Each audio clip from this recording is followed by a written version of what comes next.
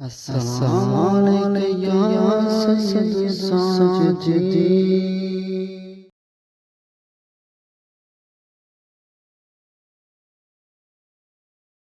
اعوذ باللہ من الشیطان الرجیم، بسم اللہ الرحمن الرحیم،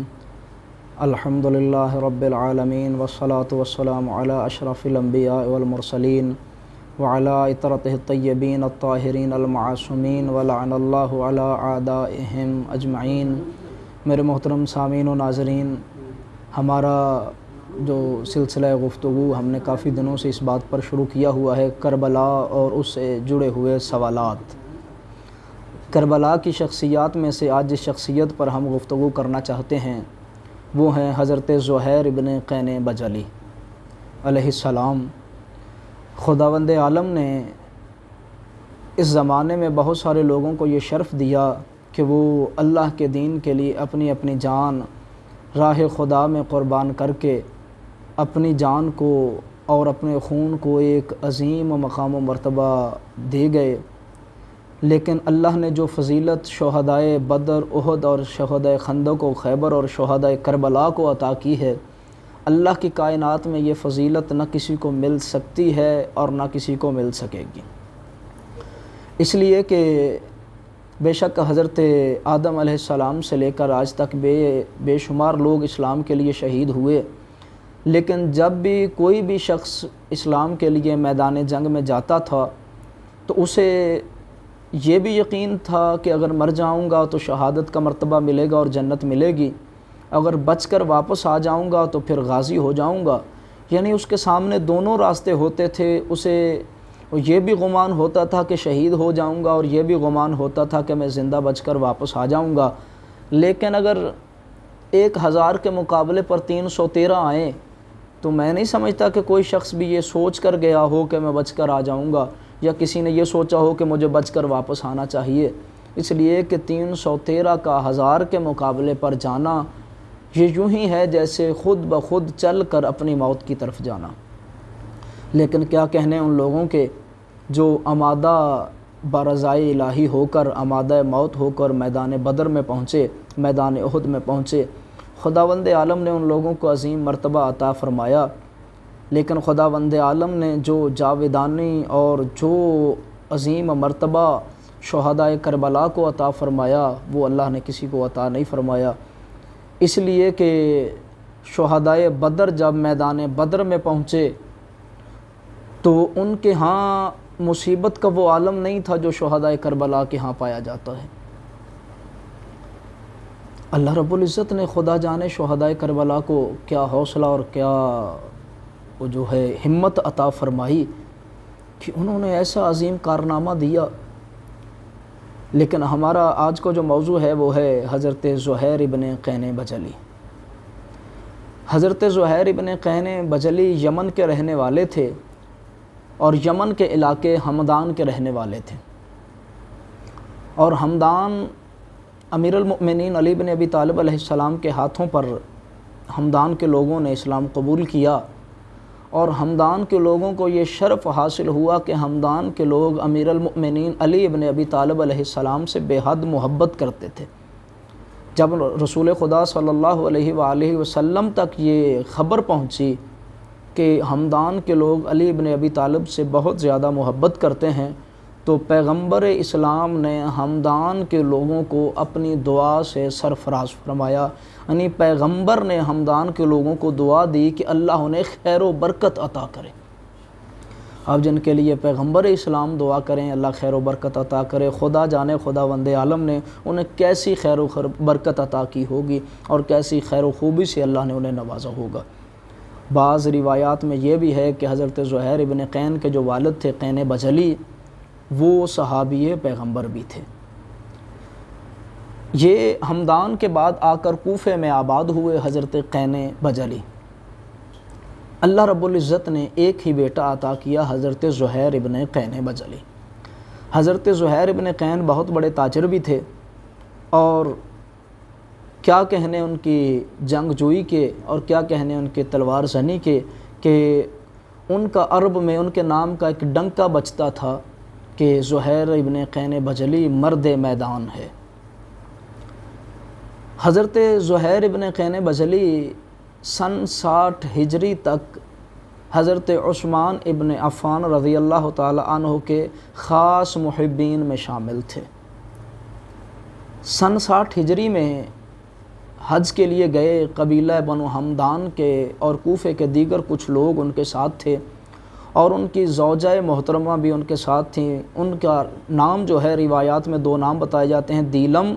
یا دلہم۔ زیادہ روایات علماء فرماتے ہیں ان کا نام دلہم تھا، دلہم بھی ساتھ تھیں، اور حج کے لیے گئے۔ حج سے جب واپس نکلے تو سید الشہداء علیہ السلام نے چونکہ حج کو عمرے میں تبدیل فرمایا تھا اور 8 ذوالحج کو مکہ سے چل پڑے تھے، رستے میں پڑاؤ تھا۔ زہیر بن قین بجلی کا جو قافلہ تھا، زہیر بن قین بجلی کا اس قافلے میں سپہ سالار جیسا مقام تھا۔ رستے میں انہوں نے قافلے کے دیگر افراد سے کہا ہوا تھا کہ جہاں حسین ابن علی پڑاؤ کرے وہاں پڑاؤ نہیں کرنا۔ اب ان کا پہلے عقیدہ کیا تھا، یہ پہلے کس سوچ کے حامل تھے، وہ آپ اس بات سے اندازہ کر سکتے ہیں کہ انہوں نے قافلے والوں سے کہا کہ جہاں جہاں حسین ابن علی پڑاؤ کرے، جہاں جہاں حسین ابن علی کا قافلہ رکے وہاں قافلہ نہیں روکنا، وہاں پڑاؤ نہیں کرنا، اور اگر اس منزل پر کسی مجبوری کی وجہ سے رکنا پڑ جائے تو حسین ابن علی کے خیموں سے دور خیمے لگانا تاکہ میرا حسین ابن علی سے آمنا سامنا نہ ہو جائے۔ علماء فرماتے یوں ہی تک قافلہ چلتا رہا، یہاں تک کہ قافلہ زرود کے مقام پر، یہ ایک منزل تھی، زرود کے مقام پر جب قافلہ پہنچا تو زہیر ابن قین بجلی نے اپنے خیمے حسین ابن علی کے خیموں سے دور لگوائے۔ کہا تھا اس نے کہ خیمے دور لگنے چاہیے یا منزل ہی اور پر خیمے لگنے چاہیے، لیکن اگر کہیں مجبوری کی بنا پر ایک ہی منزل پر اترنا پڑتا تھا رات کو، تو چونکہ امام حسین علیہ السلام کا قافلہ چند قدم آگے ہوتا تھا تو قافلہ جہاں پڑاؤ کرتا تھا اگر یہ بھی وہاں رکتے تو انہیں وہاں مجبوراً اگر رکنا پڑتا تو اپنے خیمے دور لگاتے تھے۔ مقام زرود پر جب قافلہ پہنچا تو امام حسین علیہ السلام چونکہ وہاں پہلے پہنچے اور مولا نے وہاں پر خیمے لگائے، زہیر ابن قین بجلی نے اپنے قافلے کے لوگوں سے کہا کہ خیمے حسین ابن علی کے خیموں سے دور لگنے چاہیے۔ خیمے لگ گئے۔ میرے مولا نے اپنا ایک قاصد بھیج کر زہیر ابن قین بجلی سے کہا کہ میں تجھ سے ملاقات کرنا چاہتا ہوں۔ زہیر ابن قین نے انکار کر دیا،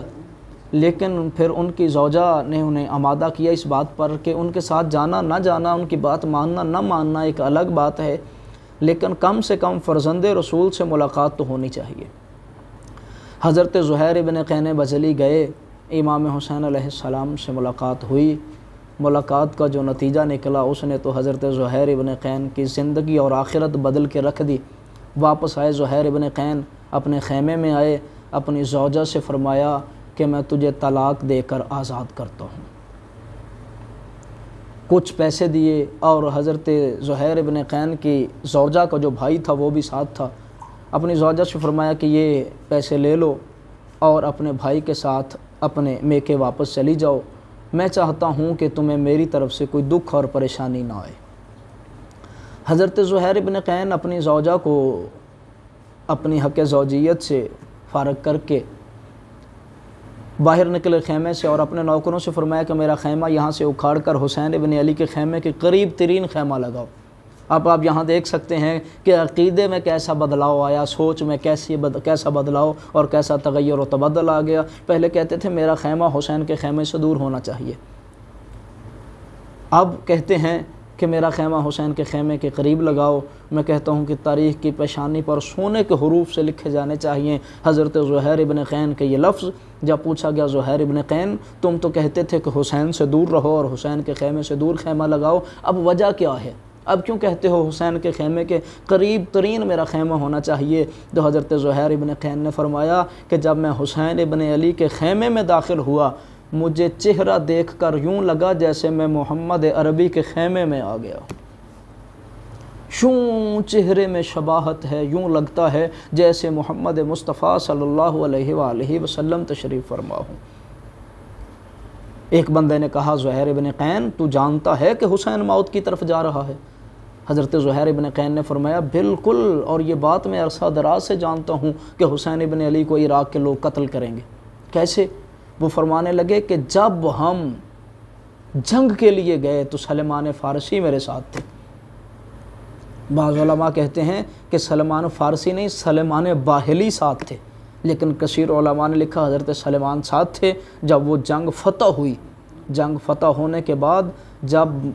مال غنیمت آیا تو اتنا زیادہ مال غنیمت تھا کہ ہر بندہ خوش تھا، اور جب جناب زہیر بن قین بجلی کو ہنستے اور مسکراتے ہوئے حضرت سلیمان محمدی نے دیکھا اور فرمایا، اے سلیمان، جب تو بنی ہاشم کے سید و سردار حسین ابن علی سے ملاقات کرے اور جب تو اسے درک کر لے، یعنی جب تو اسے پہچان لے، تو اس کے ساتھ جب تو چلے موت کی طرف، تو جتنا تو آج خوش ہے مال غنیمت کے ملنے پر، اس سے کہیں زیادہ خوشی کا اظہار کرنا جب تجھے حسین کے ساتھ چل کر موت کی طرف جانا پڑے۔ فرمایا اب مجھے وہ بات یاد آ گئی سلیمان کی کہ سلیمان کہتے تھے تو کہ بنی ہاشم کے سردار کے ساتھ جائے گا، میں جنت کے سید و سردار کے ساتھ جا رہا ہوں اور میں جانتا ہوں کہ میں موت کی طرف جا رہا ہوں۔ عزیزان محترم، پھر حضرت زہیر بن قین بجلی کربلا تک امام حسین علیہ السلام کے ساتھ آئے، اور 9 محرم کو خداوند عالم لشکر اشقیاء پر، لشکر یزید پر اپنی لعنت نازل فرمائے، اور وہ جو جہنم میں پڑے ہیں ان پر جو عذاب ہو رہا ہے، خداوند عالم اس عذاب میں مزید شدت فرمائے۔ لشکر اشقیاء نے 9 محرم کو ارادہ کیا کہ حسین ابن علی کے خیموں کو آگ لگا دیتے ہیں۔ 10 یا 11 دو تعداد لکھی ہیں علماء نے، 10 یا 11 بندے مشعلیں لے کر حضرت امام حسین علیہ السلام کے خیمے کو آگ لگانے کے لیے آئے، تو تنہا زہیر ابن قین نے وہ 10-11 بندے قتل کیے اور ان کے اس ارادے سے انہیں ناکام کیا۔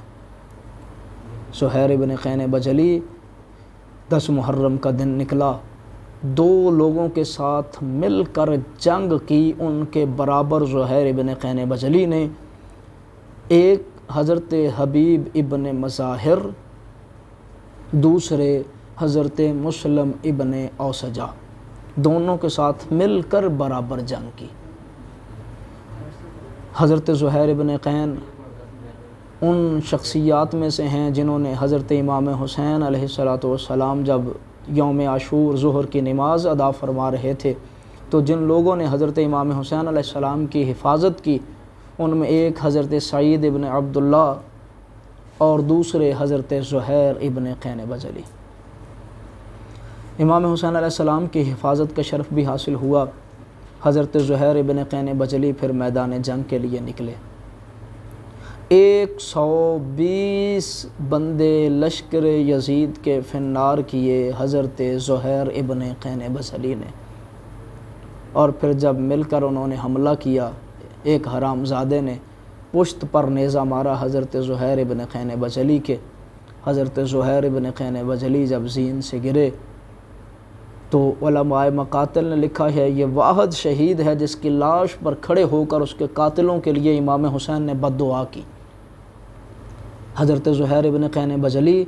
زین سے گرے، امام حسین علیہ السلام پہنچے، میرے مولا نے سر اٹھا کر حضرت زہیر ابن قین بجلی کا اپنی آغوش میں رکھا، اور ایک مرتبہ فقط حضرت زہیر ابن قین نے آنکھیں کھول کر سید الشہداء حضرت امام حسین علیہ السلام کی طرف دیکھا، مسکرا کر آنکھیں بند کر لیں۔ اب وہ آنکھیں یوم محشر کھلیں گی۔ ادھر حضرت زہیر ابن قین کی روح نے پرواز کی، ادھر حضرت امام حسین علیہ السلام کی آنکھوں سے 2 آنسو گرے، اور مولا نے فرمایا، اے زہیر، اللہ تیرے قاتلوں پر وہی عذاب نازل کرے جو اللہ رب العزت نے بنی اسرائیل کے ان لوگوں پر نازل کیا تھا جنہیں اللہ نے بندر اور خنزیر کی شکل میں تبدیل کر دیا تھا۔ یعنی گویا سید الشہداء فرما رہے ہیں، اللہ تیرے قاتلوں کو بندر اور خنزیر بنا دے جنہوں نے تجھے شہید کیا۔ عزیزان محترم، ان کا ایک غلام راوی ہے، وہ کہتا ہے جب مجھے پتہ چلا کہ حضرت زہیر ابن قین بجلی میدان کربلا میں شہید ہو گئے، کہتے میں نے جا کے حضرت زہیر ابن قین کی زوجہ کو بتایا کہ میرا جو سردار تھا، میرا آقا تھا، جو میرا مالک تھا، وہ کربلا میں شہید ہو گیا۔ تو حضرت زہیر ابن قین کی زوجہ حضرت دلہم نے ایک کفن دے کے بھیجا کہ جاؤ جا کے زہیر کو یہ کفن پہنا کے دفن کر کے آؤ، کیونکہ غلام نے بتایا تھا کہ لشکر یزید انہیں قتل کر کے ان کی لاشوں کو یوں ہی چھوڑ کر باقی سادات کو، سید زادیوں کو قیدی کر کے شام لے گئے ہیں۔ حضرت دلہم نے ایک کفن دے کے بھیجا کہ جاؤ جا کے زہیر ابن قین کو یہ کفن پہنا کر دفن کرو۔ غلام کہتا ہے جب میں کفن لے کے کربلا پہنچا، سوچا میں اپنے مالک کو، اپنے آقا کو کفن پہناؤں، اور جب میں نے حضرت امام حسین علیہ السلام کی لاش کو بے کفن دیکھا تو میرے دل نے گوارا نہ کیا کہ حسین ابن علی بے کفن رہ جائے اور زہیر ابن قین کو کفن مل جائے۔ تو حضرت زہیر کا غلام کہتا ہے وہ کفن میں نے امام حسین کو پہنا دیا۔ کفن امام حسین کو پہنا کر واپس گئے جب کوفہ، تو حضرت زہیر کی زوجہ حضرت دلہم نے پوچھا زہیر کو کفن پہنا دیا؟ تو غلام نے کہا نہیں پہنایا۔ کیوں؟ تو غلام نے کہا میں نے دیکھا امام حسین علیہ السلام بے کفن تھے، تو میرے دل نے گوارا نہ کیا کہ زہیر کو کفن مل جائے اور محمد کا بیٹا بے کفن رہ جائے۔ تو حضرت زہیر کی زوجہ نے کہا خدا تیرا بھلا کرے، تو نے وہ فیصلہ کیا ہے جو ہونا چاہیے تھا۔ حضرت زہیر کی زوجہ نے خوش ہو کر اس غلام کو آزاد کیا اور ایک اور کفن دیا، کفن دے کے بھیجا کہ اب یہ کفن جا کے زہیر ابن قین کو دے۔ زہیر ابن قین کو کفن تو اس کے نوکر نے دیا، لیکن زہیر ابن قین بھی ان خوش نصیب لوگوں میں سے ہیں جس نے جان زہرا کے بیٹے کے لیے فدا کی اور اسے دفن کرنے کے لیے زہرا کا پوتا یعنی سید الساجدین امام زین العابدین علیہ السلام سفر شام کرتے ہوئے اعجاز امامت سے واپس کربلا تشریف لائے، اور جب باقی شہداء کی لاشوں کو دفن کیا تو میرے مولا نے گنج شہداء میں حضرت زہیر ابن قین کی لاش کو بھی دفن کیا۔ اللہ رب العزت ہمیں حضرت زہیر ابن قین کی سیرت پر عمل کرنے کی توفیق عطا فرمائے۔ اللہ رب العزت ہمیں ان جیسا جذبہ عطا فرمائے، اور اللہ رب العزت قیامت والے دن ہمیں حضرت زہیر ابن قین کے جان نثاروں اور غلاموں میں سے اٹھائے۔ وما علینا الا البلاغ المبین۔